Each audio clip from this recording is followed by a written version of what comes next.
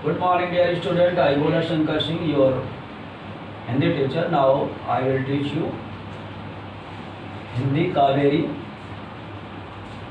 for class 7, lesson 5. पेड़ अब भी आदिवासी हैं. तो question work are going on. So I will answer some given questions. सुप्रभातम, मैं बोला शंकर सिंह, आपका हिंदी अध्यापक. मैं आज आपको कावेरी पाठ्यपुस्तक के कक्षा 7 कावेरी पाठ्यपुस्तक के पेड़ अब भी आदिवासी हैं के दीर्घ उत्तरीय प्रश्नों का उत्तर आज हम बताएंगे. आप लोग ध्यानपूर्वक सुनिए और उसे अपने उत्तर पुस्तिका में लिखिए. तो हम चलते हैं दीर्घ उत्तरीय प्रश्नों की ओर.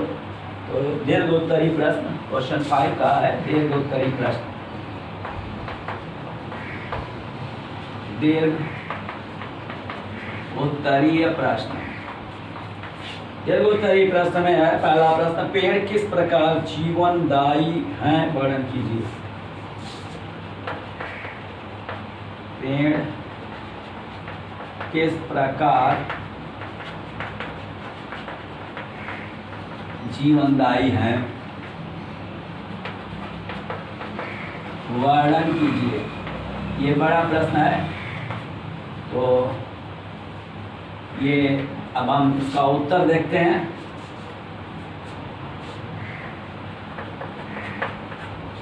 पेड़ किस प्रकार जीवनदायी है, इसका हम वर्णन आपको करके बता देते हैं. तो वृक्ष या पेड़ हमारे लिए विभिन्न प्रकार की प्रथम श्रेणी के उत्पादक हैं और हम लोग उपभोक्ता हैं.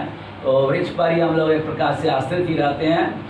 उनके द्वारा जो बनाया जाता है भोजन, उसका हम उपभोग करते हैं अपने भोजन में. इसके बाद वृक्ष कार्बन डाइऑक्साइड लेते हैं और प्राणवायु ऑक्सीजन हमें प्रदान करते हैं. वायुमंडल में कार्बन डाइऑक्साइड की अधिकता नहीं हो पाती, इसलिए भी वृक्ष हमारे लिए जीवनदायी हैं. वृक्ष वातावरण को नमी प्रदान करते हैं, वर्षा कराने में सहायक हैं. वृक्ष कटाव को रोकते हैं और इस प्रकार से वृक्ष हमारे लिए बहुत ही उपयोगी हैं, जीवनदायी हैं. हम इसका उत्तर लिख सकते हैं. वो वृक्ष पेड़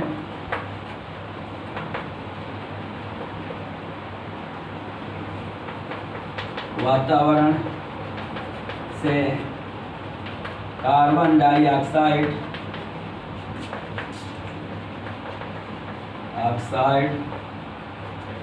को अवशोषित करके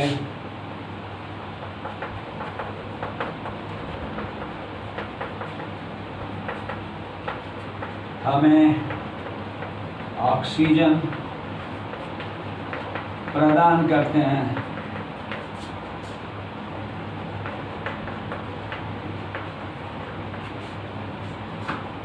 वृक्ष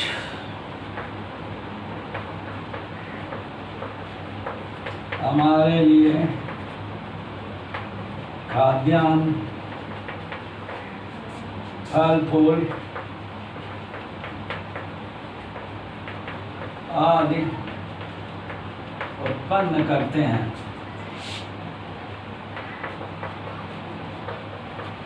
वृक्ष पेड़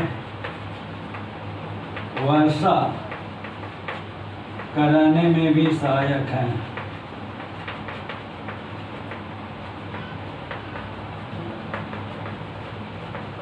वर्षा कराने में भी सहायक हैं. अतः वृक्ष हमारे लिए जीवनदायी हैं. अतः पेड़ हमारे लिए जीवनदायी हैं.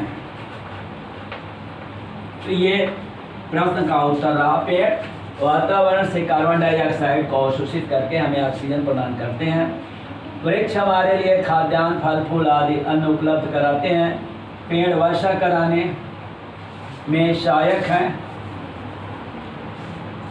अतः पेड़ हमारे लिए जीवनदायी हैं. तो ये रहा प्रश्न का उत्तर. पेड़ किस प्रकार किसी से भेदभाव नहीं करते, स्पष्ट कीजिए. ये आगे दूसरा प्रश्न है कि पेड़ किस प्रकार दूसरे से भेदभाव नहीं करते, स्पष्ट कीजिए.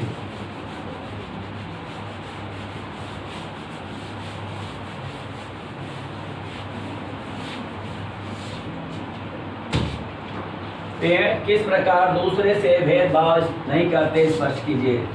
प्रश्न 2,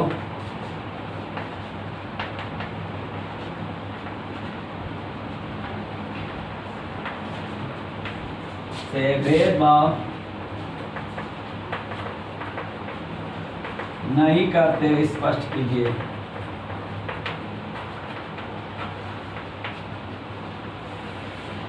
उत्तर हम लिखते हैं, पेड़ गरीब अमीर ऊंच नीच आदि का भेदभाव नहीं करते।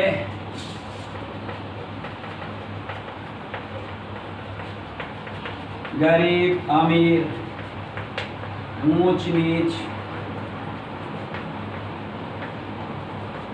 आदि का भेदभाव नहीं करते। ये सभी लोगों को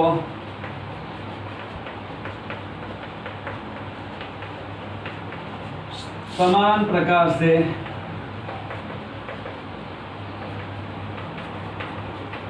छाया, लकड़ी, फल, फूल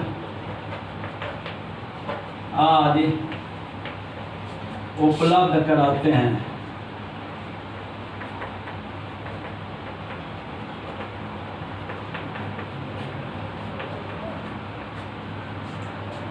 तो पेड़ समाज में गरीब अमीर ऊंच नीच का भेद नहीं करते। ये सभी लोगों को समान प्रकार से छाया, लकड़ी, फल, फूल आदि उपलब्ध कराते हैं। यहाँ तक कि पत्थर मारने वाले को भी फल ही प्रदान करते हैं। तो ये पेड़ किस प्रकार से भेदभाव नहीं करते। तो चाहे गरीब पहुँचे, चाहे अमीर पहुँचे, चाहे बहुत उच्च खानदान का, चाहे निम्न खानदान व्यक्ति, समान रूप से सबको छाया, फल, फूल जो भी उनकी सामग्री होती है प्रदान करते हैं। किसी में कोई भेदभाव नहीं करते। ये रहा प्रश्न का उत्तर।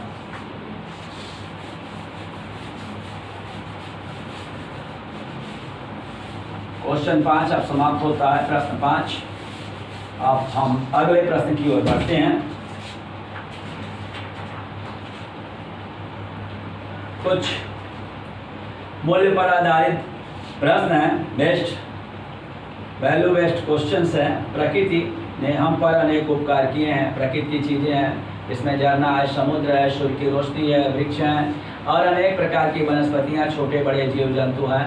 सभी प्रकृति के गुणों को अपनाकर हम व्यक्तित्व का निखार कर सकते हैं। प्रकृति के जो गुण हैं हम उनको अपना करके अपना व्यक्तित्व निखार सकते हैं। क्या विचार से सहमत हैं? प्रकृति हमें क्या सीख देती है? प्रकृति हमें यह सीख देती है कि हम चाहे किसी भी स्थिति में रहें, प्रकृति के चीज़ों से अगर हम अनुभव लेंगे तो हम अपने परिस्थितियों के बीच सामंजस्य स्थापित करने का प्रयत्न करते हैं और सुख दुख, हानि लाभ, जीवन मरण आदि द्वंद्वों से मुक्त होकर के जीवन व्यतीत कर सकते हैं। पेड़ मुल्ला है, न पंडित है, न पाशी हैं। व्यक्ति पंथ के माध्यम से कभी क्या संदेश देना चाहता है? तो पेड़ की कोई जाति नहीं है, सभी वृक्ष बराबर हैं, सब में समान चेतना है और सब समान प्रकार के व्यवहार करते हैं। खादंती जो होता है पीवंती नद्य स्वमेव नाम है, स्वयं न खादंती फलानि वृक्षा, तो फल अपने वृक्ष को स्वयं नहीं खाते और इनमें कोई जात पात का भेदभाव भी नहीं है। ये समान रूप से इस पंक्ति के माध्यम से कभी ये संदेश देना चाहता है जैसे वृक्षों में कोई जात बिरादरी नहीं है, ऊंच नीच का भेदभाव नहीं है। ऐसे वृक्षों से हमें अनुभव लेना चाहिए, उनसे सीख लेनी चाहिए और समाज में भी हमें ऊंच नीच व हिंदू मुस्लिम सिख ईसाई का भेद नहीं करना चाहिए। भाषा की समझ, लैंग्वेज एंड वोकैबुलरी स्किल्स। उत्पत्ति के आधार पर शब्द वेद के अंतर्गत 4 वर्गों में बांटा जाता है। तत्सम, तद्भव के बारे में आप पढ़ चुके हैं। तत्सम और शुद्ध संस्कृत शब्द होते हैं और तद्भव वो संस्कृत से ही उत्पन्न थोड़ा होते हैं, विकृत शब्द होते हैं, उनकी उत्पत्ति संस्कृत भाषा से ही होती है। और देशज शब्द ये आसपास के हमारे बोलचाल की भाषा में बोले जाते हैं। इनकी उत्पत्ति विदेशी और अन्य जो अन्य देशज शब्द होते हैं, इनकी उत्पत्ति किस भाषा से हुई, कहाँ से हुई, इसकी थोड़ी जानकारी कम होती है हमें। और विदेश शब्द ये विदेशी यात्री, विदेशी लोगों, विदेशी राजाओं, आक्रांताओं के आने के बाद ये विदेशी भाषा हमारे देश में आई और इन सब के बारे में हम अच्छी जानकारी करेंगे। अरबी भाषा में है वकील, शुबा, ज़िला, अमीर, तारीख, आदमी, कुर्सी आदि। फारसी भाषा में है मेज, ज़मीन, मजदूर, साल, सौदा, नमक आदि। अंग्रेजी भाषा में है बाल, engine, commission, computer, car, cream आदि। तो इसमें मोटे से छपे उर्दू के स्थान पर हिंदी शब्द का प्रयोग करते हुए पुनः लिखिए। तो क, पहला का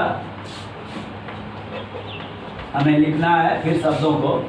तो हम देखते हैं पहला का है कि पेड़ की पत्तियां जल्द पड़ गई हैं। पेड़ की पत्तियां पीली पड़ गई हैं।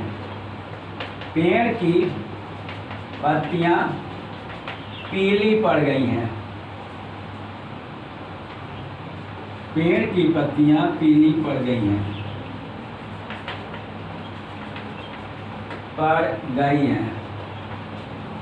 पहले वाक्य में हमने जल्द की जगह पर पीली लिख दिया। और पेड़ों की विविध नस्लें उदास सी हैं।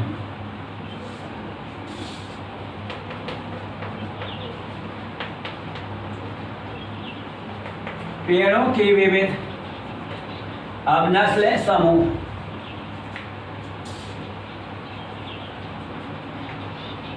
समूह किस्म,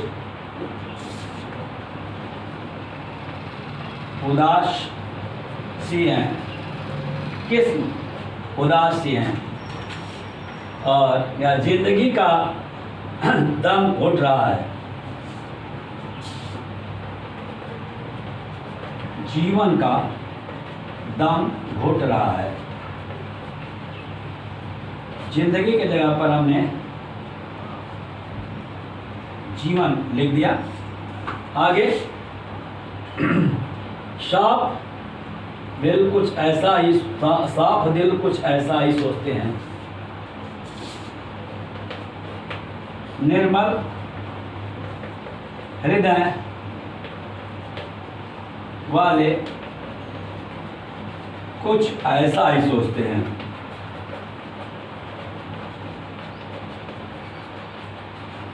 साफ दिल का मतलब निर्मल हृदय वाले, जिनके पास कोई छल कपट नहीं है। निश्चल हृदय वाले, निर्मल निश्चल हृदय वाले ऐसा ही सोचते हैं। वक्त बदल जाता है, समय बदल जाता है। वक्त के जगह पर हम लिखेंगे समय बदल जाता है। समय बदल जाता है, परिवर्तित हो जाता है। बदलना भी विदेशी शब्द है। समय परिवर्तित हो जाता है। तो इस प्रकार से आपने देखा कि ज फ ज फ से भिन्न है। ज फ और ज फ से भिन्न है।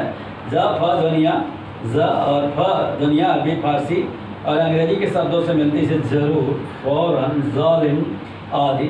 ज और फ के बीच में लगा बिंदु नुक्ता कहलाता है। तो ये ज और फ, ज यहाँ पर और फ के यहाँ पर जो नुक्ता है, इससे ज और फ इनका उच्चारण होता है और इनको हम नुक्ता कहते हैं, जो बिंदु लगते हैं। तो नीचे दिए गए शब्दों में उचित विलोम लिखिए।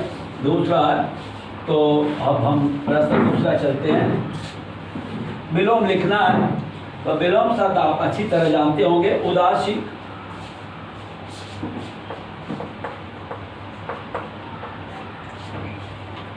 खुशी,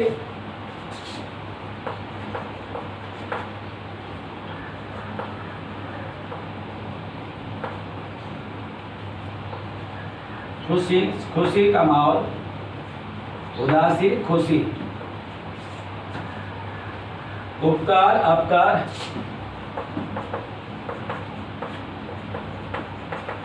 उपकार, अपकार। इच्छा, अनिच्छा,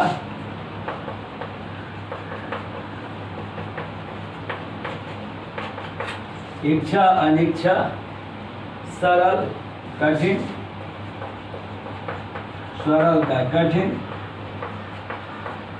और उन्नति का अवन्नति, अवन्नति, अवन्नति, उन्नति का अवन्नति। और तीव्र का तेज या धीमा,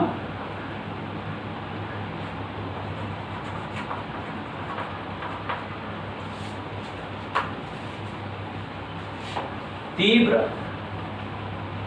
और मंद। धीमा मंद कर लेते हैं यहाँ पे, मंद, तीव्र का मंद कर लेते हैं, तीव्र का धीमा या मंद दोनों होगा। तो उदासी की खुशी, उपकार का अपकार, उपकार का अपकार, और इच्छा का अनिच्छा, सरल का कठिन, उन्नति का अवन्नति और तीव्र का मंद, ये होगा विलोम शब्द। आगे तीसरे प्रश्न की ओर चलते हैं। तीसरा प्रश्न,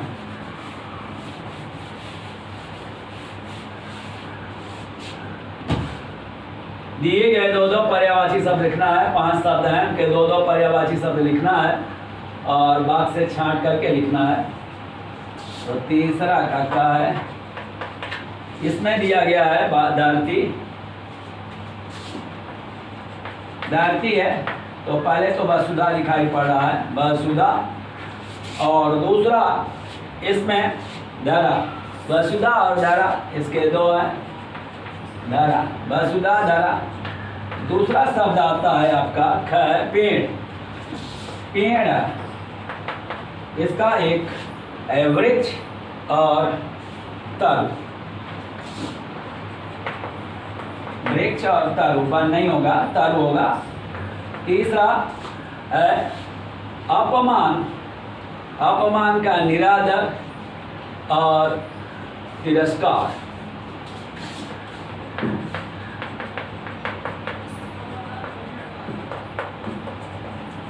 निरादर और तिरस्कार। चौथा है पत्थर, पान और पाषाण, पाहन और पाषाण यहाँ दिया गया है मंजूषा में। पांचवा जंगल, ये है कानन और वन,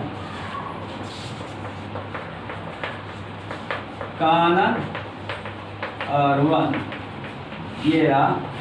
तो पहला धरती, वसुधा, धरा, पेड़, वृक्ष, तरु, अपमान का निरादर और तिरस्कार, तिरस्कार, पत्थर, पान और पाषाण, जंगल, कानन और वन। इस प्रकार ये दो पर्यायवाची शब्द है। बहुवचन रूप लिखिए। चौथा है बहुवचन रूप, यहाँ एक वचन में है, बहुवचन में बनाना है। तो पत्ती का है, पत्ती, पत्तियाँ छोटा ही हो जाएगा, पत्तियाँ हो जाएगा। इसी के साथ पत्ता, ख, पत्ता, पत्ते हो जाएगा, पत्ते, पत्ता का पत्ते। ग है सर्दी, सर्दी, सर्दी, सर्दियाँ, सर्दियाँ।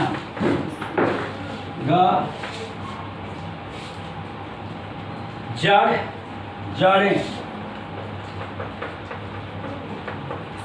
जड़ें, अच्छा, जड़, जड़ें।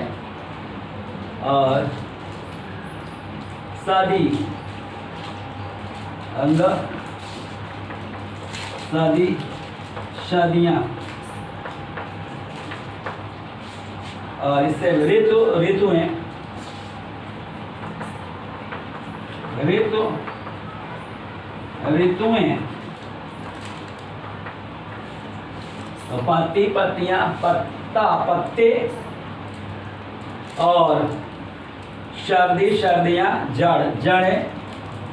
इसी के साथ ये सर्दी, सर्दियां, ऋतु, ऋतुएं, ये बहुवचन समाप्त हुए। पांचवा प्रश्न, वाक्य के दो अवयव होते हैं, उद्देश्य, जिसके बारे में कहा जाता है विधेय। उद्देश्य के बारे में जो कुछ भी कहा जाता है उसे हम विधेय कहते हैं। तो उद्देश्य और विधेय वाक्य के भाग होते हैं। उद्देश्य मुख्य रूप से कर्ता होता है और उसके बारे में जो कुछ भी कहा जाता है उसे हम विधेय कहते हैं। तो उद्देश्य और विधेय, जिस वस्तु के बारे में कुछ कहा जाता है सूचित किए करने वाला सब उद्देश्य कहलाता है। जैसे रेखा सोती है तो रेखा क्या हो जाएगा? उद्देश्य। क्या रेखा उद्देश्य? उद्देश्य के संबंध में जो कुछ भी कहा जाए उसे विधेय कहते हैं। शोध की रेखा करती क्या है? सोती है, इसलिए वो विधेय हो गया। अब 5 वाक्य हैं जिसमें से हमें उद्देश्य और विधेय को छांटना है। तो 5वां प्रश्न का अब हम 2 कॉलम बना लेते हैं, उद्देश्य और इधर हो जाएगा विधेय। तो चलते हैं पहला वाक्य का उद्देश्य ले लेते हैं। तो पहला वाक्य है वृक्षों की स्थिति अच्छी नहीं है। वृक्षों की स्थिति अच्छी नहीं है। तो उद्देश्य में हो जाएगा वृक्षों की। किसके बारे में बताया जा रहा है? वृक्षों के बारे में। और क्या बताया जा रहा है? स्थिति अच्छी नहीं है, विधेय हो जाएगा। अच्छी नहीं है पहला, क हो गया। दूसरा ख, वृक्षों की या उद्देश्य में और विधेय में स्थिति अच्छी नहीं है। वनों को तेजी से काटा जा रहा है। तो वनों को क्या किया जा रहा है? तेजी से काटा जा रहा है। तेजी से काटा जा रहा है। तो काटा जा रहा है, ये हो जाएगा विधेय। ग, वृक्ष ऑक्सीजन देते हैं। तो वृक्ष हो गया उद्देश्य और ऑक्सीजन देते हैं।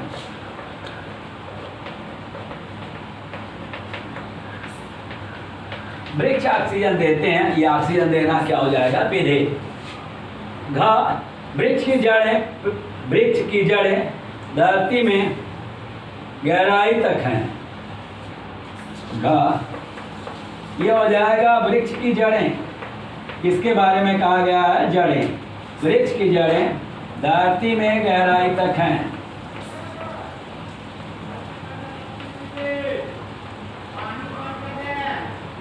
अंग, अंग है पेड़ों की शाखाएं कटने पर उन्हें दुख होता है।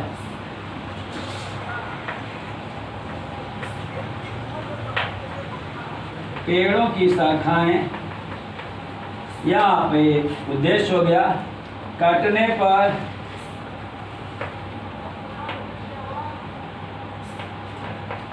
उन्हें दुख होता है। इसके बारे में पेड़ों की शाखाओं के बारे में बताया गया क्या होता है? उनको दुख का अनुभव होता। तो वृक्षों की उद्देश्य पहले में स्थिति अच्छी नहीं है, विधेय। वनों की वो फिर विधेय में हो जाएगा तेजी से काटा जा रहा है। तेजी से काटा जा रहा है। और वृक्ष ऑक्सीजन देते हैं। तो वृक्ष हो गया उद्देश्य, ऑक्सीजन देते हैं, विधेय। वृक्ष की जड़ें धरती में गहराई तक हैं। किसके बारे में बात किया जा रहा है? वृक्ष के बारे में नहीं, बल्कि उनकी जड़ों के बारे में बात। वृक्ष की जड़ें कहा क्या है? धरती में गहराई तक हैं। और आगे है पेड़ों की शाखाएं, ये हो जाएगा उद्देश्य। तो क्या है? काटने पर उन्हें दुख होता है। तो उनको दुख होता है। इसकी शाखाओं को दुख होता है। पेड़ों की शाखाएं कटने पर उन्हें दुख होता है। तो पेड़ों की शाखाएं कटने पर, तो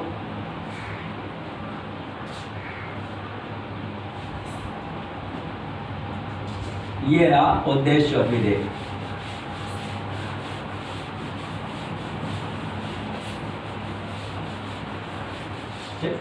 यहाँ तक ये पाठ अब समाप्त होता है। शेष अगले दिन। तो ये पाठ आपका पूरा समाप्त हो गया।